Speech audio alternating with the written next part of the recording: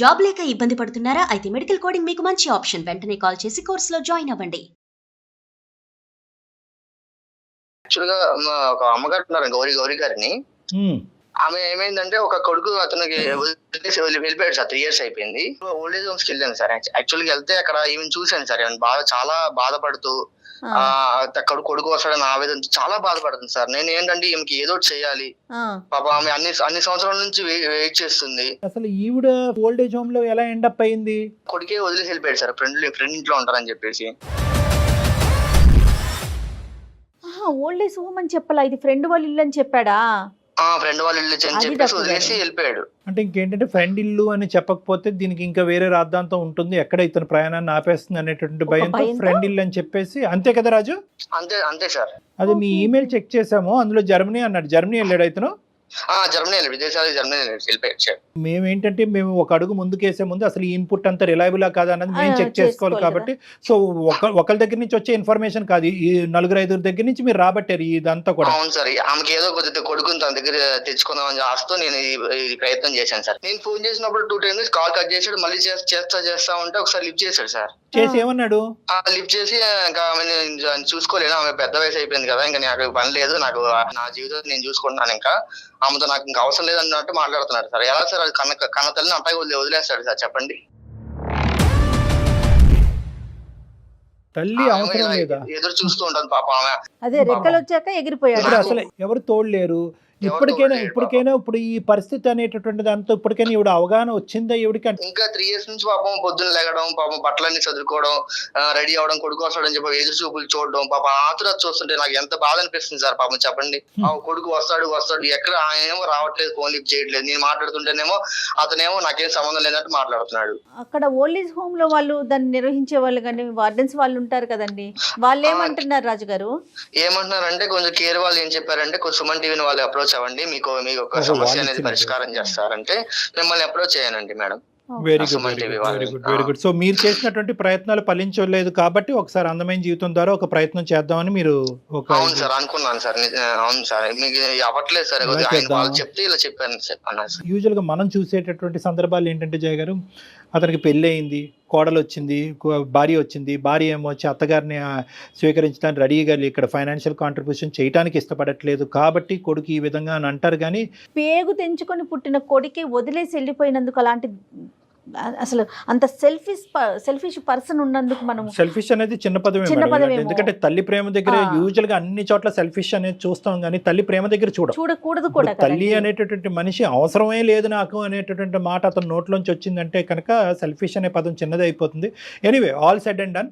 కాదు, ఇప్పుడు మనం గౌరీ గారితో మాట్లాడాలి అంటే ఎలా రాజు గారు? అంటే మనకు ఇప్పుడు మీరు చెప్పేదంతా కరెక్ట్, ఒక మానవతా దృక్పథంతో మీరు ముందుకొచ్చి చేశారు అనేటటువంటిది మాకు నమ్మకం కలగాలి అంటే గౌరీ గారితో మాట్లాడేదానికి అవకాశం ఉందా? ఆయన ఏమైందంటే నా దగ్గర తెచ్చి పెట్టుకున్నాను సార్. 15 రోజులు అవుతుంది. ఆమె ఇంకే ఏమంటుందంటే, మా కొడుకు వస్తాడు, చాలా రోజులు నేను వెయిట్ చేస్తాను, నాకు పక్క నా ప్రేమ ఉంది నా కొడుకు మీద, పక్క వస్తాడని చెప్తే ఆమె అదే ఆతురతతో ఉంది సార్ పాపం.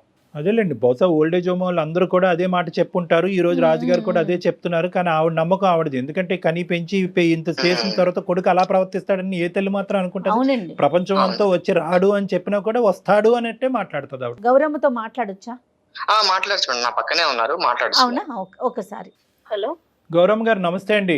నా పేరు నమస్తే సార్. సుమన్ టీవీ అందమైన జీవితం నుంచి నా పేరు డాక్టర్ కళ్యాణ్ చక్రవర్తి. నాతో పాటు జయ గారు కూడా ఉన్నారు. నమస్తే అమ్మా. నమస్తే అమ్మా.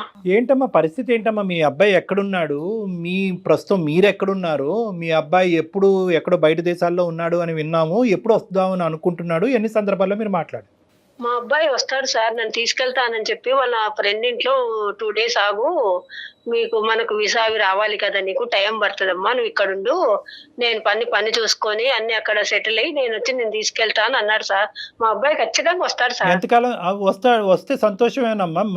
మీకు ఎంత ఆనందం, మాకు అంతే ఆనందం. మీ అబ్బాయి రావాలనే మేము కోరుకుంటున్నాము. కానీ ఎంతకాలం బట్టి మీ అబ్బాయి వస్తాడు అని వెయిట్ చేస్తున్నాడు? మీ అబ్బాయి మిమ్మల్ని ఎక్కడ వదిలేడు అని మీరు అనుకుంటున్నారు? వాళ్ళ ఫ్రెండ్ ఇంట్లో వదిలేడు సార్. ఇప్పుడు మీరు ఉండేది మీ అబ్బాయి వాళ్ళ ఫ్రెండ్ ఇంట్లోనా అమ్మా? ఫ్రెండ్ ఇంట్లో ఉంటే ఇంకొక అబ్బాయి వచ్చి తీసుకొని వచ్చాడు. ఇప్పుడు ఎన్ని రోజులు అయింది ఈ అబ్బాయి దగ్గరికి వచ్చి? 15 రోజులు అవుతుంది తీసుకొచ్చి. అమ్మా, ఇప్పుడు ఇతను చెప్పినటువంటి ఒక్క అంశమే కాదు, మేము కూడా బ్యాక్గ్రౌండ్లో మా ఎంక్వైరీస్ మేము చేసుకుంటాం. కానీ మీరు ప్రస్తుతం ఉండేటటువంటి ప్లేస్ ఒక ఓల్డ్ ఏజ్ హోమ్. లేదు సార్, ఓల్డ్ ఏజ్ హోమ్ కాదు, మా అబ్బాయి వాళ్ళ ఫ్రెండ్ ఇల్లే. సరే, అది ఎవరి ఇల్లు అన్నది తర్వాత మాట్లాడదాము. ఎన్ని సందర్భాల్లో ఈ 3 సంవత్సరాలతో మీ అబ్బాయి మీకు ఫోన్ చేశాడు, లేదంటే మీరు ఫోన్ చేసినప్పుడు మీ అబ్బాయి ఫోన్ ఎత్తాడు? సరే, ఎప్పుడు తీసుకెళ్తా అన్నాడు? తీసుకెళ్తానమ్మా, ఇక్కడ అన్ని కొంచెం చూసుకొని నేను సెటిల్ అయ్యి ఉద్యోగం చూసుకోవాలి కదా.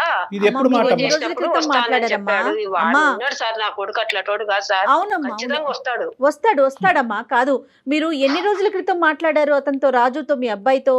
నేను మాట్లాడక చాలా రోజులైందమ్మా. ఎందుకనమ్మా మరి మీరు ఫోన్ ఎందుకు చెయ్యట్లేదు, లేదా అతను ఎందుకు చెయ్యట్లా మీకు? నేను ఫోన్ చేస్తున్నా కానీ పాపము ఏ పరిస్థితులలో ఉన్నాడో వాడు కూడా. ఏమ్మా, ఏం పరిస్థితుల్లో ఉంటే ఫోన్ ఎత్తడమ్మా? మరి మీరు ఎలా పెంచారు, పెద్ద చేశారు? వేరే దేశం పంపించడం అంటే చిన్న విషయం కాదు. ఎలా పంపించారమ్మా మీరు? కడుపుతో ఉన్నప్పుడు గర్భసంచికి కూడా కొంచెం ఫాల్ట్ ఉంది, బతుకుతే ఎవరో ఇద్దరిలో ఎవరో ఒకరే బతుకుతారని చెప్పారు. ఆ దేవుడి అదృష్టం వలన ఇద్దరం బతికాము. కానీ గర్భసంచి తీసేసారు, ఇక మళ్ళీ పిల్లలు పుట్టరు. మా బాబుకు 3 ఏళ్ళప్పుడు మా వారు చనిపోయారు యాక్సిడెంట్ లో. అయ్యో.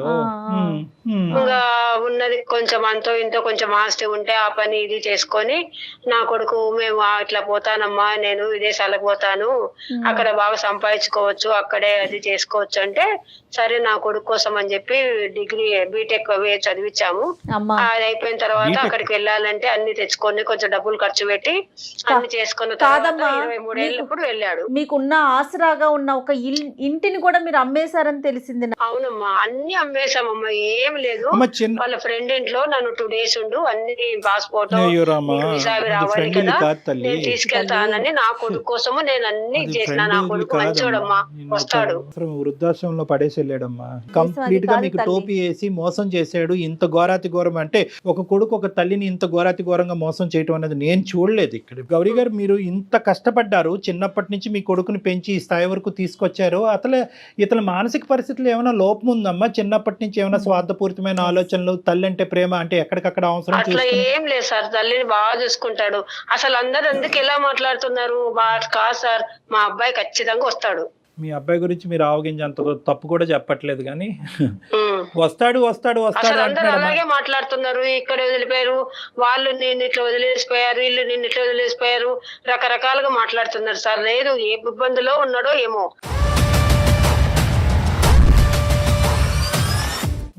ఇప్పుడు రాజుగారు వచ్చారు. రాజుగారు ఒక 15 రోజుల పాటు మిమ్మల్ని తన ఇంటికి తీసుకెళ్లాడు. అతను కూడా పెద్ద హృదయము, గొప్ప మనిషి అతను. ఎంతో మంది కానీ ఈ విధంగా ఆలోచించేటటువంటి మనస్తత్వం ఉండదు. ఈ రోజుల్లో అలాంటి వ్యక్తి మీకు ఉండటం, అతను చేసేటటువంటి ప్రయత్నం ఈ రోజు ఫలించుంటే మీరు మీ అబ్బాయి దగ్గర ఉండేవారు. కానీ అతని ప్రయత్నాన్ని కూడా విఫలమయ్యే విధంగా మీ అబ్బాయి ప్రవర్తించాడు. 2 సార్లు ఫోన్ కట్ చేశాడు, ఒకసారి ఫోన్ ఎత్తాడు. అసలు నాకు అటువంటి, అంటే ఈ మాట చెప్తున్నాను, నాకు చాలా బాధగా ఉంది, మీకు బాధ కలుగుతుంది. మీ అబ్బాయి అన్న మాట అంట, నాకు ఎటువంటి బంధాలు లేదు, నాకు ఎటువంటి ప్రేమ ఆప్యాయతలు లేదు, నాకు అసలు తల్లి అనేటటువంటి బరువు బాధ్యతలు కూడా నాకు వద్దు అని అంటున్నాడంట. ఇదేం విడ్డూరం? లేదు సార్, ఏ ఇబ్బందిలో ఉన్నాడేమో మా అబ్బాయి, వస్తాడు సార్ నా కోసం. పోనీ రాజుగారు నిన్ను తీసుకొచ్చి అక్కడ పెట్టుకున్నాడు, 15 రోజుల పాటు చూసుకుంటున్నాడు. పోనీ మీ దగ్గర ఏమైనా ఆర్థిక పరమైన పరిస్థితులు ఉన్నాయా? ఆ డబ్బులన్నీ లాక్కోవడానికి రాజుగారు ట్రై చేస్తున్నారా? అతను ఏమైనా డబుల్ గేమ్ ఆడుతున్నాడా? పోనీ మీ దగ్గర ఏమైనా ఉన్నాయా? మిమ్మల్ని డైరెక్ట్ గా అడుగుతున్నాను, ఇతను ఏమన్నా మీ దగ్గర నుంచి రాబట్టాలనే ప్రయత్నం ఉందా? రాజుగారు కరెక్ట్ మనిషా కాదా? నా దగ్గర ఏమీ లేదు, మీ దగ్గర చిల్లిగవ్వ కూడా లేదు. మేము చేసేటటువంటి కొన్ని ఎంక్వైరీస్ లో రాజుగారి యొక్క పరిస్థితి కూడా కనుక్కున్నాం. అతను ఇలాంటి సేవా కార్యక్రమాలు, ఒక NGO ఆర్గనైజేషన్ నడుపుకుంటున్నాడు, ఒక సామాజికవేత్త, ఇలాంటి మంచి కార్యక్రమాలు చేసుకుంటూ పోతా ఉంటాడు. అతనికి ఇంకొక ఆలోచన, తెలియదు సార్. మా ఫ్రెండ్, మా అబ్బాయి ఫ్రెండే పంపించినాడు, తీసుకొచ్చినాడు అని నేను అనుకుంటున్నాను. అదే, మీరు ఇంకా ఆ లూప్ లోనే కాదుమా. 3 ఏళ్ళు అవుతుంటే గౌరమ్మ, ఒక 5 నిమిషాలు మీతో మాట్లాడటానికి టైం లేదా అతనికి? ఇబ్బందులలో ఉన్నాడు, 24 గంటలు తల్లితో మాట్లాడటానికి ఒక 5 నిమిషాలు కేటాయించలేడా రోజులో?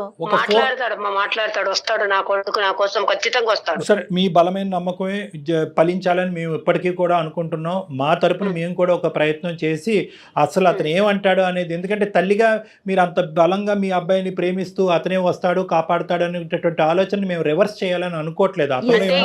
పెంపకంలో మా అబ్బాయిలో అట్లాంటి ఫాల్ట్ ఏమో ఏమన్నా ఉంటే నాకు తెలిసేది కదా సార్. అలాగా ఎప్పుడు బిహేవ్ చేయలేదు. పాయింట్ అదే మాకు విచిత్రంగా అనిపిస్తుంది. ఎందుకంటే మీరేమో అతని యొక్క స్వార్థపూరితమైనటువంటి ఆలోచనతో డబ్బులు ఇక్కడ తీసేసుకుని విదేశాలు వెళ్ళిపోయి అతని అవసరాలు తీర్చుకునేటటువంటి వ్యక్తిత్వం ఈ 21-22 సంవత్సరాల్లో ఒక అవగింజంతా మీకు కనిపించట్లేదు మీకు. సో మీ మనసులో ఉండేటటువంటి, ఒక్క నిమిషం వినండి గౌరవ్ గారు, మీ మనసులో మీ కొడుకు మీద ఉండేటటువంటి ప్రేమ, ఏదైతే అభిప్రాయం ఉందో అది మేము మార్చాలి అని అనుకోవట్లేదు. అసలు అతని మనసులో ఏం దాగి ఉంది అనేది ఒకసారి ఫోన్ అతను డైరెక్ట్గా జర్మనీ అయినా కూడా మేము కనెక్ట్ చేస్తాము. ఈ ఏదైతే సంభాషణ నేను జయ గారు రాజు గారు ఉంటామో ఈ సంభాషణలో మీరు ఉండొద్దమ్మా. అతను వెనక నుంచి ఏం మాటలు మాట్లాడతాడు అనేటటువంటిది మీకు సంబంధం లేదు. మీరు వెనక్కి తప్పుకుంటే నేను రాజు గారు జయ గారు మీ అబ్బాయితో మాట్లాడతాం. మీ అబ్బాయి పేరేంటమ్మా? సతీష్ సార్. రాజు గారు మీరు ఆ నెంబర్ మాకు ఒకసారి మెసేజ్ పంపిస్తారు ఈ నెంబర్ కి? తప్పకుండా పంపిస్తాను సార్ మీకు. హలో సతీష్ గారు నమస్తే అండి, నా పేరు జయ అండి. నేను సుమన్ టీవీ అందమైన జీవితం ప్రోగ్రామ్ నుంచి కాల్ చేస్తా ఉన్నాను. నాతో పాటు డాక్టర్ కళ్యాణ్ చక్రవర్తి గారు కూడా ఉన్నారు. మీతో ఒక చిన్న విషయం మాట్లాడదామని కాల్ చేశామండి. Is it right time? Yeah, ఒక్క నిమిషం అండి, డాక్టర్ గారు మాట్లాడతారు. బాబు సతీష్ నమస్తేనన్నా. నమస్తే సార్. 2 దేశాల మధ్యన యుద్ధం ఎలా అయితే జరుగుతుందో ఆ యుద్ధానికంటే పెద్ద ప్రాబ్లం ఇది. కాసేపు ఓపిక్గా మీరు వినాలి అని మేము ఆశపడుతున్నాము, కోరుకుంటున్నాము. తొందరపడి ఫోన్ కట్ చేయకండి, ఎందుకంటే ఇది ఇంటర్నేషనల్ కాల్. మేము చాలా పెద్ద రెస్పాన్సిబిలిటీ తీసుకుని మీకు చేయటం జరుగుతుంది. మీరు కట్ చేస్తే కనుక మళ్ళీ మీరు అందుబాటులో రాకపోతే కనుక ఇక్కడ ఒక ప్రాణానికి చాలా భయంకరమైనటువంటి అన్యాయం చేసినటువంటి వాళ్ళు మనం అవుతాం అనేది నా అభిప్రాయం. కాబట్టి దయచేసి ఓపిక్గా వినండి, ఆలోచించండి, అడిగే ప్రశ్నలకు కొన్ని సమాధానాలు చెప్పండి. మానవతా దృక్పథంతో ఒక ఆలోచన శైలిని మలుపు తిప్పుకోవాలనుకుంటే మార్చుకునేటటువంటి ప్రయత్నం కూడా చేయండి. మేము మాట్లాడబోయేటటువంటి వ్యక్తి ఎవరో కాదు, మిమ్మల్ని కని పెంచినటువంటి మీ సొంత తల్లి గౌరీ గారి గురించి. నాకు అమ్మ లేదు సార్. అమ్మ లేదా మీకు? లేదు సార్. మరి గౌరీ గారు ఎవరు? మరి మీరు ఎక్కడి నుంచి ఊడిపడ్డారు? కాదు కదా, అసలు గౌరీ గారు ఎవరండి? గౌరీ అమ్మ లేదు అనే దానికి మీరు ఒక సమాధానం చెప్తే మేము ఒక ప్రశ్న అడుగుతాం. కాబట్టి ప్రశ్న సమాధానం ఈ యాంగిల్ నుంచి మనం వెళ్దాం, తప్పులేదు. మీకు అమ్మ లేకపోతే కనుక అది ఒక అంశం. కానీ గౌరీ గారు ఎవరు? మేము ఇప్పుడు వరకు మాట్లాడినటువంటి గౌరీ గారు ఫ్రెండ్ హౌస్ అని చెప్పి ఒక వృద్ధాశ్రమంలో వదిలేసి వెళ్ళిపోయినటువంటి ఆ వ్యక్తి ఎవరు? అసలు మీరు ఎవరు సార్? అసలు మీకెందుకు ఇవన్నీ? నాకు అవన్నీ వద్దనుకొని నా బతుకు నేను బతుకుదామని నేను ఇలా బయటకు వచ్చేసాను సార్. నేను ఇప్పుడు చాలా సంతోషంగా ఉన్నాను. ఏమండి, నేను ఎవరు అని అడిగారు కాబట్టి నేను చెప్తున్నాను. నేను ఒక మనిషిని, ఓకే, మానవత్వం ఉండేటటువంటి 2 మనుషులు ఇక్కడ అందమైనటువంటి జీవితంలో ఉన్న కార్యక్రమాల్లో కూర్చుని మానవత్వాన్ని కాపాడేటటువంటి ప్రయత్నంలో ఒక 4గురికి సహాయపడాలనేటటువంటి ఉద్దేశంతో, ఇంకా మానవత్వాన్ని చంపేయకుండా దాన్ని నరికి పోగులు పెట్టకుండా కాపాడేటటువంటి ప్రయత్నం చేసేటటువంటి ఒక ఆలోచన శైలితో ప్రయత్నం చేసుకుంటూ ముందుకు వస్తున్నాయి 2 మనుషులు మేము. మీరు మనిషి అయితే కనుక, మళ్ళీ చెప్తున్నాను, మీరు మనిషి అయితే కనుక ఒక్క 2 నిమిషాలు కూల్గా కూర్చుని మేము అడిగేటటువంటి 2-3 మాటలకి సమాధానం చెప్పండి చాలు. గౌరీ గారు ఎవరు? మీరు ఎవరైనా వాట్ ఎవర్, అదంతా నేను నా సంతోషం కోసం, నా బతుకు కోసం ఓల్డేజ్ హోమ్ లో చేయడం జరిగింది. ఆవిడ బయటకు వచ్చాను, నా కష్టాలు నేను పడుతున్నాను, నా బతికేదో బతుకున్నాను.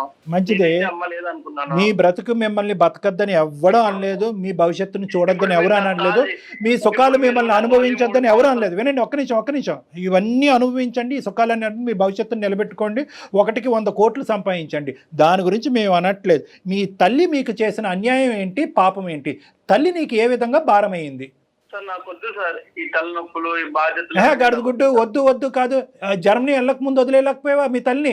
వద్దేంటయ్యా, వద్దు, నీ ఇష్టం ఏంటి? అసలు బంధాలను వద్దంట కాదు కళ్యాణ్ గారు. అసలు ఆవిడే లేకపోతే తను ఎక్కడి నుంచి వచ్చాడండి? ఈ రోజు జర్మనీలో కూర్చొని ఎలా మాట్లాడగలుగుతున్నాడు? ఏ వయసు అప్పుడు మీ నాన్నగారు చనిపోయారు? ఏం మాట్లాడుతున్నారు మీరు సతీష్ గారు?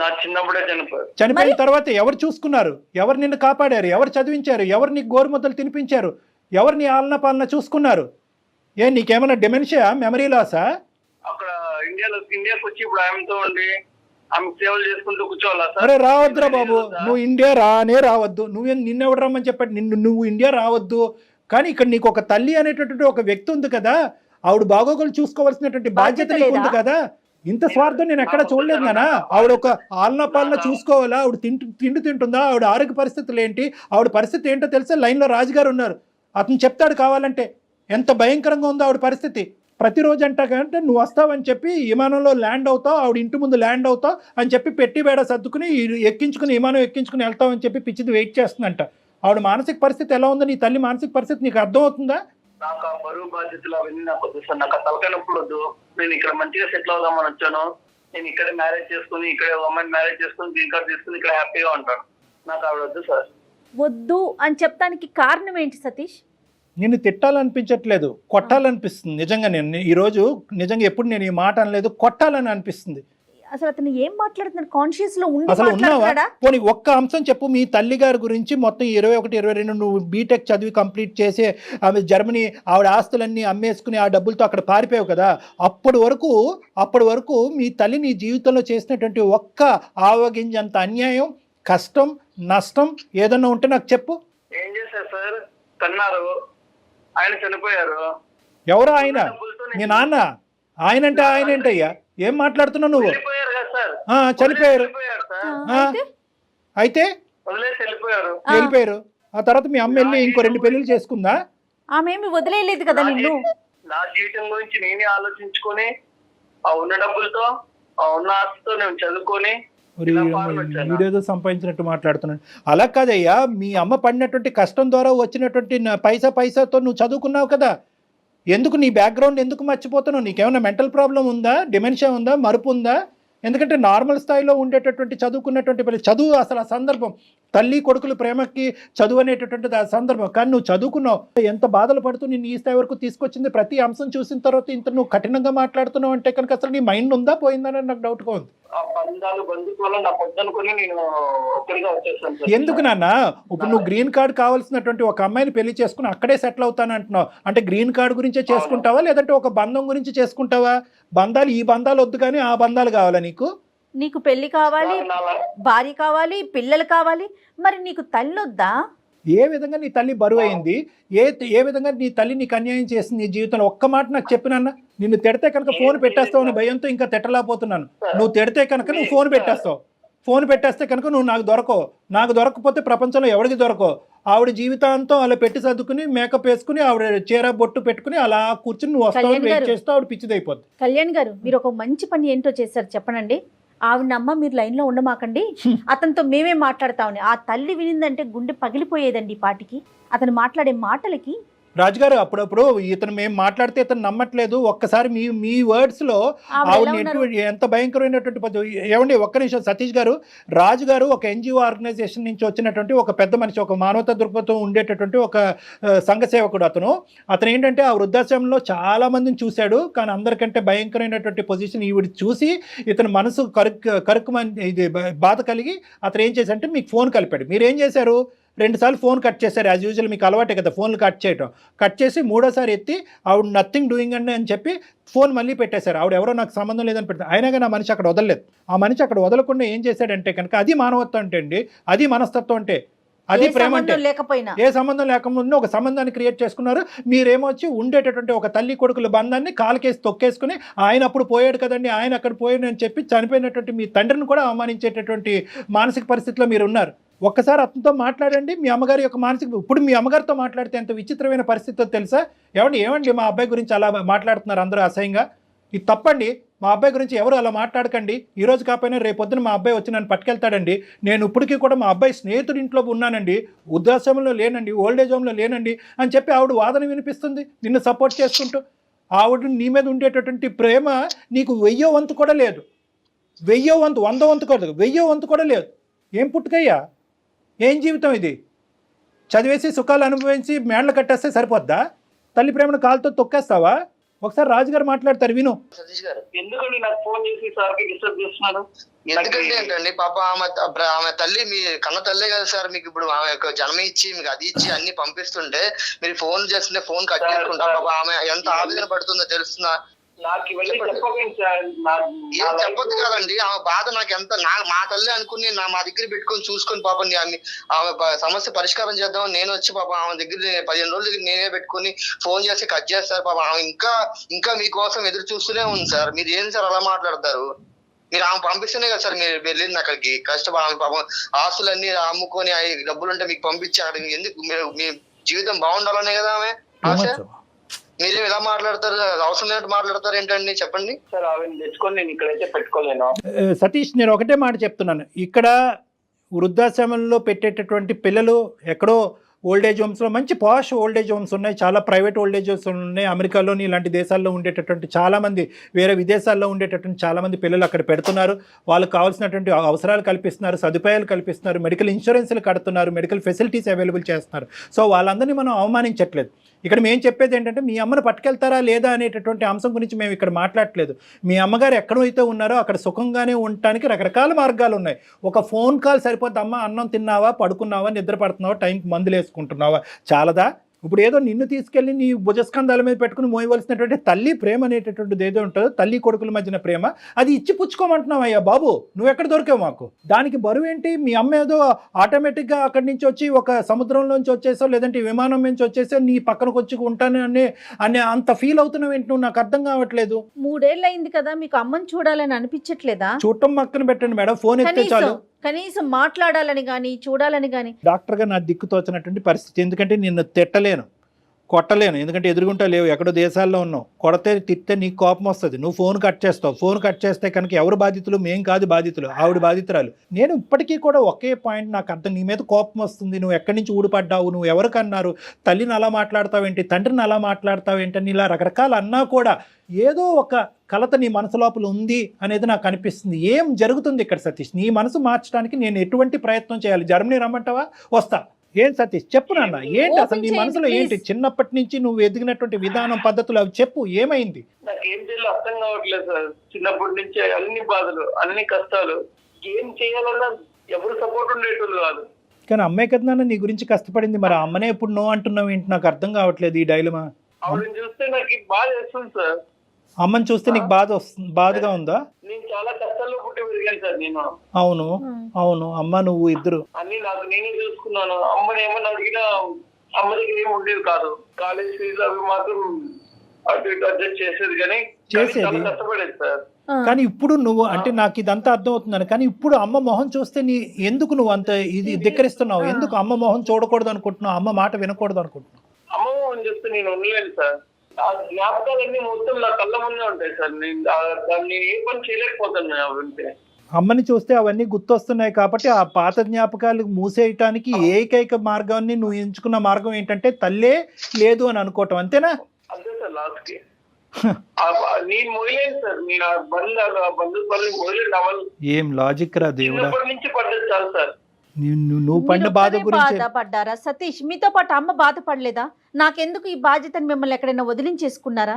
కానీ నువ్వు చెప్పే లాజిక్ ఒక్కసారి అది మ్యాచ్ అంటే అతనికి అది లాజికల్ గా అనిపిస్తుంది. అంటే అతను ఏంటంటే నన్ను at the end of the day నువ్వు ఎంత ఏడ్చి ఎంత జుట్టు పీక్కుని బాధ పెట్టుకుని బట్టలు చింపుకుని ఏడ్చినా కూడా at the end of the day మేము దీనికి పెట్టేటటువంటి పదం స్వార్థం. ఆ స్వార్థం అనేటటువంటిది చిన్న పదం అనుకుంటే కనుక ఇంకా పెద్ద పదం వాడండి డాక్టర్ గారు అని ప్రేక్షకుల్లో ఎవరన్నా కోరుకుంటే, నేనైతే మాత్రం నీకు నచ్చినా నచ్చకపోయినా దాన్ని రాక్షసత్వం అంటాను. రాక్షసుల యొక్క తల్లిదండ్రులను కూడా వాళ్ళు ప్రేమిస్తారేమో, ఇంత ఘోరంగా ఎవరు మాట్లాడరు నాన్న. నీ లాజిక్ ఏంటంటే సార్ చిన్నప్పటి నుంచి నేను అనుభవించాను, ఆ 20-21 ఇయర్స్ పాటు నాకు కావాల్సినవన్నీ తిన్నాను, నాకు కావాల్సినటువంటి సుఖాలన్నీ అనుభవించాను, నేను ఇవే మాటలు మాట్లాడతాను నాన్న. ఎందుకంటే కనుక మీ అమ్మ కష్టాన్ని నువ్వు ఇక్కడ ఒక రికగ్నైజ్ చేయకుండా మీ అమ్మ పడినటువంటి కష్టాన్ని అంతా కూడా స్వార్థపూరితంగా వాడేసుకుని నీ తిండికి నీ తిప్పలకి అన్నిటికీ వాడేసుకుని, చదువుకు వాడేసుకుని, అమెరికా వెళ్ళటానికి జర్మనీ వెళ్ళటానికి వాడేసుకుని, ఈరోజు నాకు ఆ పీడకలు ఉన్నాయి, ఆ భయంకరమైనటువంటి జ్ఞాపకాలన్నీ ఉన్నాయి, ఈ జ్ఞాపకాలన్నీ కూడా జీవితాంతం నేను స్మరిస్తూ ఉండలేను, మా అమ్మని చూస్తే ఆ జ్ఞాపకాలు ఇంకా ఎక్కువైపోతాయి, కాబట్టి ఈ జ్ఞాపకాలు ఈ మెమరీస్ నా పాస్ట్ చైల్డ్హుడ్ మెమరీస్ నేను ఫేడ్ అవుట్ చేయాలి అంటే మా అమ్మకు ఒక దండం పెడుతున్నానంటే ఇదే న్యాయం నాన్న? డాక్టర్ గారు అలా గుర్తొస్తా ఉంటుందండి. అమ్మకి అసలు ఉండదు. అమ్మ బాగుండాలంటే పూజ చేయాలమ్మా, ఆవిడ పాదాబంధనం చేసుకుని పూజ చేయాలి. నువ్వు ఒక డిప్రెషన్ లో ఉన్నావు, నీకంటూ ఒక భయంకరమైనటువంటి ఒక మానసిక వేదన, ఒక డిప్రెషన్ చిన్నప్పటి నుంచి బహుశా ఏంటంటే ఆ బాల్యం పోయిందని అనుకుంటున్నావు. తండ్రి లేక నానా అవస్థలన్నీ నేను పడ్డాను, కష్టాలని చెప్పి ఈ రోజు మీ అమ్మగారికి గుడ్ బై చెప్తున్నా. కానీ ఒక్కసారి ఆ తల్లి యొక్క వేదన నువ్వు విను, నువ్వు ఇలా మాట్లాడితే కనుక నేను ఈ కుర్చీ నుంచి లేచి వెళ్ళిపోతా. రాజు గారు చెప్పండి సార్. గౌరమ్మ గారికి ఒకసారి ఫోన్ ఇవ్వండి. సతీష్ గౌరమ్మ గారు మాట్లాడుకుంటారు, తల్లి కొడుకులు ఇద్దరు మాట్లాడుకుంటారు. బాబు అమ్మ చెప్పే ఎలా ఉన్నావు? ఎక్కడున్నా ఇన్ని రోజులు అమ్మని గురించి పట్టించుకోకుండా రోజు కల్లోకి వస్తున్నావురా.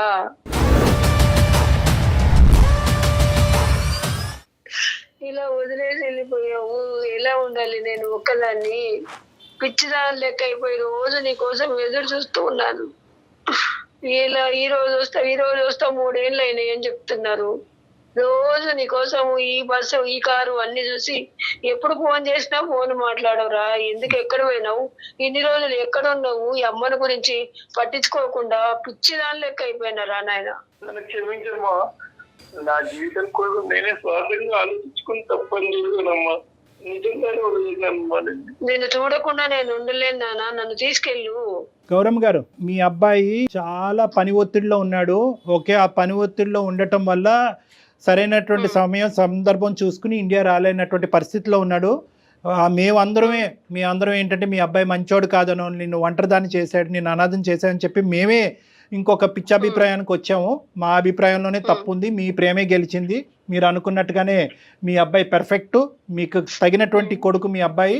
అయితే ఆ అబ్బాయి తొందరలోనే ఇండియా వస్తాడు, మిమ్మల్ని తీసుకుని జర్మనీ వెళ్తాడమ్మా. ఓకేనమ్మా?